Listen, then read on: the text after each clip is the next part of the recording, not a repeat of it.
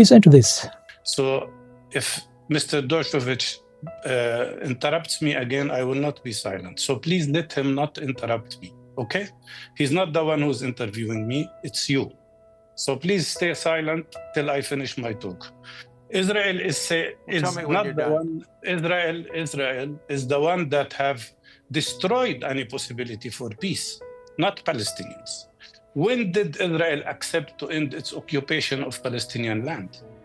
When did Israel accept the right of the Palestinian people? Shut up, please, and let me finish. Shut up. Shut up.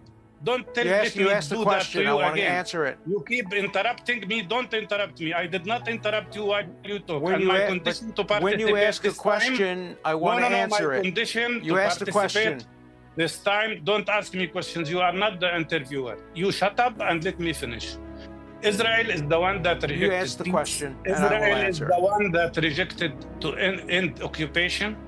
Israel is the one that refuses up till now the establishment of an independent Palestinian state.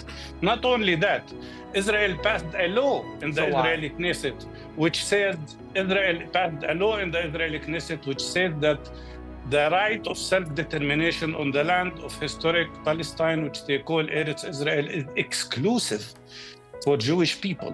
So don't talk to me about peace. Israel is the main obstacle to peace.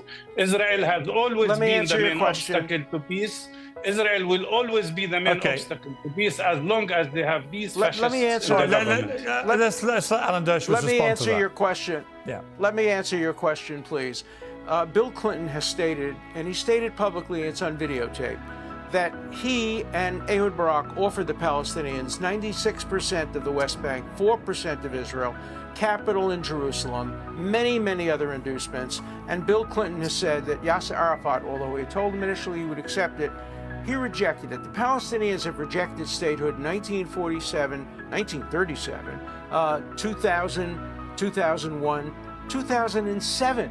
So why Israel even more than Bill Clinton offered them. Now you're interrupting me.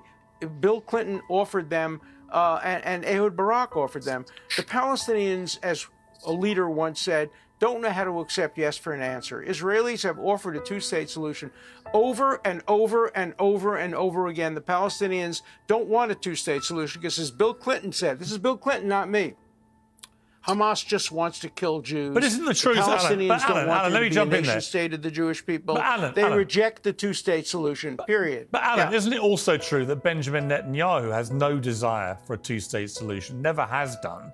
And in fact, the whole reason he went along with Hamas getting power in Gaza was because he wanted to create a split between the Palestinian Authority and Hamas and split the Palestinian people. I don't think he's ever shown any real desire for a two-state solution. So isn't that a problem on both sides? It is, but if the Palestinians were to accept a two-state solution, were to accept Israel as the nation state of the Jewish people, I actually sat across the table from the head of the Palestinian Authority, and I asked him, would you say the following? Would you say, I accept Israel as a Jewish state? And if you do, I will call Benjamin Netanyahu, my friend, and I will ask him to say the same thing. He said, I can't say that. The Palestinians have never accepted a two-state solution. Israel has, you're right, Netanyahu is not going to be the first person to accept a two-state solution, but I guarantee you this, if the Palestinians and Hamas came to the bargaining table and said, we recognize Israel as the nation state of the Jewish people, we put down our arms, we declare peace, we want to have mutual agreement, we accept Israel joining the Abraham Accords with Saudi Arabia, a two-state solution would be accepted by the Israeli public. Let Hamas do that, and we'll see whether Benjamin Netanyahu follows Ben-Gvir and Smotrich, which I think he won't, or whether he follows the majority of the Israeli people, which just want peace. They don't want a repetition of October 7th. Alan? If you can guarantee them that, they will accept. Okay, but hang on, Mustafa. I'll come to you one second. I just want to ask Alan. Alan, how damaging is it that Smotrich, in particular, and Ben-Gvir, these very hard right members of this government, Smotrich is now on record, but he's now saying he wants to cleanse Gaza of all Palestinians. That is ethnic cleansing. That would be a war crime. And yet, I keep being told, well, he doesn't represent the government. He's a senior member of this government. Well, and you get people in Hamas who are senior members of their government and people in the Palestinian Authority who make statements like that. He does not speak for the Israeli government. The Israeli government has a mechanism by which people speak for them. Netanyahu speaks for the Israeli government. The Israeli people speak for the Israeli government. Smotrich and Ben-Gvir are two people who I find despicable. I despise them. I attack them. I reject them. Most Israelis reject them. In order to remain in power, Netanyahu has had to tolerate them. But if Hamas would come forward and create a situation where there'd be no repetition of October 7th, Smotrich and Ben-Gvir would be history, and we would move on to a two-state solution. Okay, Mustafa, your response. Well, first of all, let me go back to Clinton. It's not true what was said, because in reality, no Palestinian state was ever offered to Palestinians. If Bill Clinton is biased to Israel, it's his problem. But that doesn't mean that what he tells is the truth. And the proof to that the Israelis never accepted that Jerusalem will be the capital of Palestine. And there is no Israeli politician, whoever, that is ready to accept that Jerusalem would be the capital of Palestine. That's one. Second, That's a lie. I live in the West Bank. You are a liar and you don't have manners, and you should shut up, because you are a person who does not understand the proper way of dialogue. You have to be polite and let me answer. You don't like my answer, it's your problem. You cannot accept it. But you cannot say that I am lying. You are the one who keeps lying. You are lying. And let me tell you. You are lying. You know what? You are impolite, and I am not surprised, because a person like you, who used to defend people like Epstein, the sex trafficker, is not surprising. I knew you'd get into that. I know you'd get into Epstein. I knew you'd get into that, because you have no reasonable answers on the merits, so you become a McCarthyite. You have no manners whatsoever. Let me finish. Smotrich and Ben-Gvir, of course, represent the Israeli government. Smotrich is the finance minister of Israel. Smotrich is the finance minister of Israel. That means he's the second most important minister in the Israeli government. And it was not only Smotrich who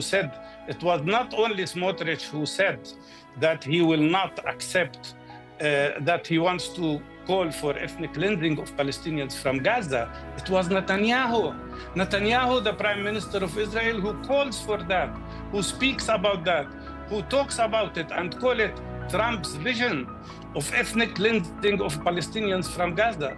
I live in the West Bank. You live in New York. You don't know what's happening. I live in the West Bank, where the Israel... It's clear that Piers Morgan have come to understand how to destroy Zionists when it comes to expressing themselves. You know, it's very hard to defend your lies. Lies are very hard to defend. And we can see the mistakes they are making. And I love this, that in every time they attempt to argue, they bring the Hamas. You know, I feel we need to be realistic. We cannot blame this group for everything. You need to take accountability. I propose that we need peace in this place, but we are not even addressing the root cause of this conflict. And I believe that if you address the conflict and the root cause, we will have peace. I don't feel it's okay now to an extent where that you kill 100,000 people and still call it a self-defense. It doesn't make sense at all. I feel like you either have a two-state or a one-state where everyone can have equal rights. But the problem is, some people have a problem of ethnocentrism and tribal supremacy, where they feel they deserve more human rights than other people in the world, and even in Palestine itself. And this is where you have a problem. We cannot keep saying that Palestine did not exist, or Israel. That is madness. We are past that. We need to look at the bigger future. How do we embrace peace? How do we have equal rights for everyone? I feel it have come to a point where that Israel is dead. We can agree that. And the global victim mentality is destroyed so far. We have seen IDF behave in a certain way that is beyond human capacity, understanding. And we have seen people complain that anti-Semitism, the act of IDF have become so anti-Semitic that we are destroying the image of Israel and other Jews in the world globally. Because we understand not every Jew, not every Christian is a Zionist. And when we come to this point, it becomes so hard to defend them, very hard to defend them. And even Piers Morgan keeps destroying them every day and now. And I don't know where it ends up, but I feel like it's time we embrace peace for Christians, for Jews, for Islam, and for Chinese, Buddhists, and everyone, because we keep fighting for the same God. It's only that we pray differently. Let's embrace peace, because that's what is needed. I'm your host, James. Let me know what you think about this video in the comment section. Let's meet in the next video next time.